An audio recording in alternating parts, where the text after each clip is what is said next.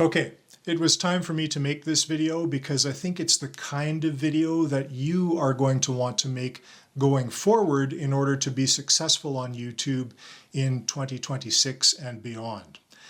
Things are really changing on the platform, and you'll notice that as I create this video, if you've seen some of the other videos on my channel, I don't have any of my cinematic lighting turned on. I don't have any script for this video, so you're going to hear my uhs and my ums. And I'm just going to sit here with my coffee and have a chat with you about why this, I think, is the way forward to be successful on the platform. And probably the biggest thing that people will notice is the AI content that's on the platform now. And I think there's a little bit of AI burnout happening. And to tell you the truth, I do watch some AI generated content. There's some of it out there that's pretty entertaining. There's some of it that is fairly educational, that has a good message. But there's a lot of what people are calling AI slop. And I think a lot of it is driven by some of the so-called experts or gurus that are really trying to push faceless YouTube channels, so to speak, where you can, create a video with a touch of a button or the entrance of a specific prompt, a single prompt, and you can churn that stuff out and potentially make money off of the trends that you follow and the content that AI creates around that stuff.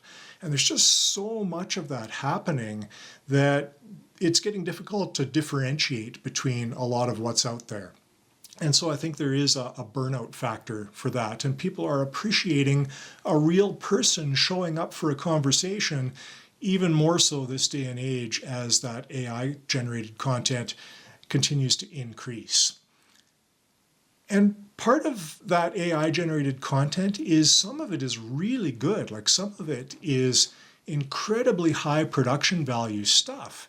And I come from a time when high production value was expensive, right? And it was a differentiator. It was something that you had to have a television studio or a movie set to produce. And so it was the standard. It was where the bar was set in order to create really good video content that would grab attention from an audience. And it's almost backfiring now, it seems. It's almost like, you look at something and you have to wonder, is that actually a real person that created that particular video?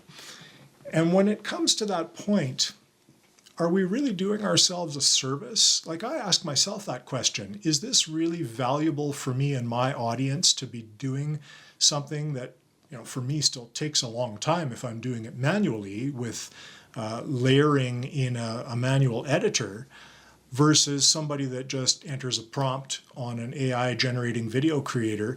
It's not really a fair competition when you look at the creator versus somebody who's just automating everything.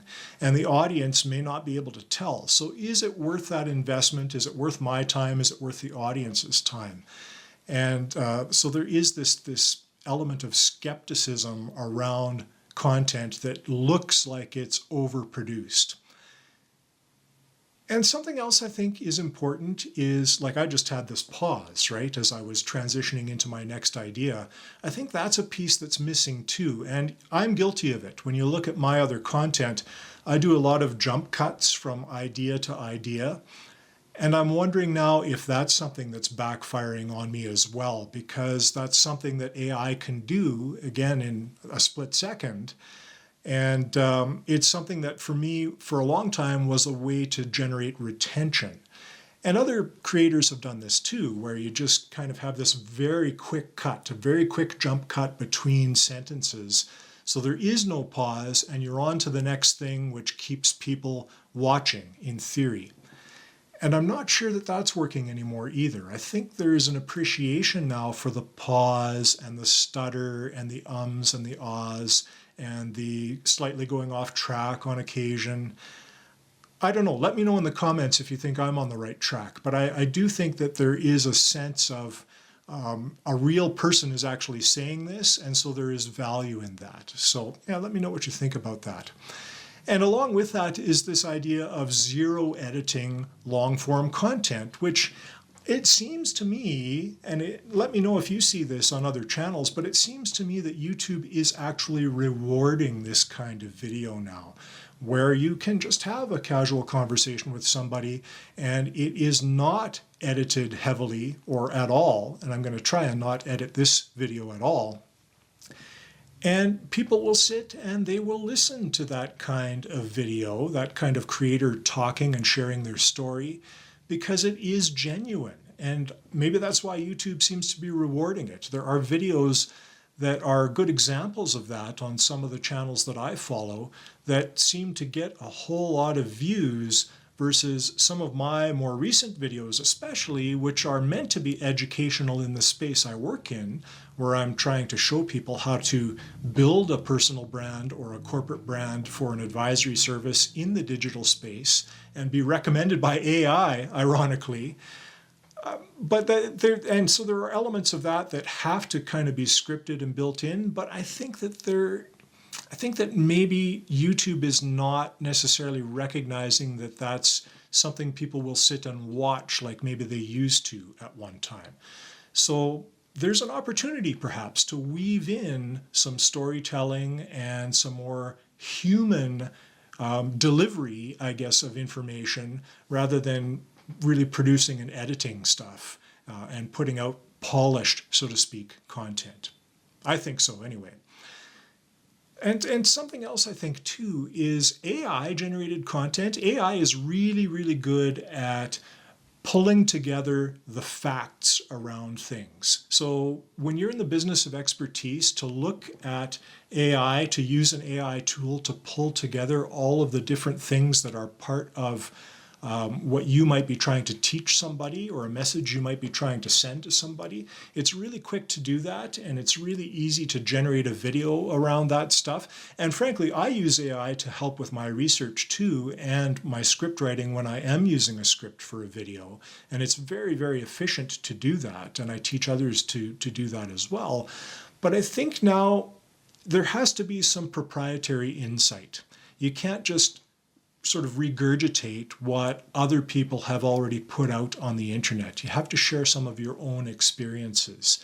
And I do think that people value that because, yeah, I'm showing people how to create content and use YouTube and LinkedIn and other platforms to build their brand and gain some visibility. But the way I do it is different than the way other people do it. And so there is unique value in my methodology. And so I think there's an opportunity to present some of that in a YouTube video. And people are going to say, well, no, I don't want to give away all my best ideas for free on video. That's a whole other story that we can talk about. But I do think you need to present some of that stuff in order for people to start to build trust in you and get a sense of how you think and how you deliver information and help them decide that you are the person that they want to work with in order to achieve their goals, whatever that might be in your niche. And overall, I think there's an environmental trust factor as well. Now, what do I mean by that? Well, I told you off the top that I turned off my cinematic lighting and all the stuff that I usually have when I'm recording a video like this that is just what we might call a talking head video. And I think that when I'm in a natural environment, like this is just regular lighting from windows. I don't have anything fancy happening, and it's what normal everyday people have access to. And so there is a relatability factor, whereas if you're watching me with fancy lighting and maybe music in the background or other things going on, I wonder if that's almost a distraction these days. And so maybe this video is a bit of an experiment for me. We're going to see how long or how well it does on the platform when I publish, and we'll see how it goes. But I do think that there is perhaps a sense of there's just too much going on when you see these environments. Gamers are very good at it, right? Anybody that does gaming videos, they have all kinds of things going on in the video, and sometimes it's very hard to follow outside of when they're actually playing the game. So that's a good example of that. So if it's just plain like this, let's see how it works. Maybe that's something that you want to experiment with a little bit too. those are my thoughts on this, and if you'd like to see more of these kind of natural, unedited, there we go, unedited videos, let me know. Let's talk about that in the comments too, because I do think there is some value in that. I'm certainly finding that it's easier to watch some of the other creators I follow doing this style now as well. So let me know what you think about that, and I do appreciate you being here. I'll see you in the next video.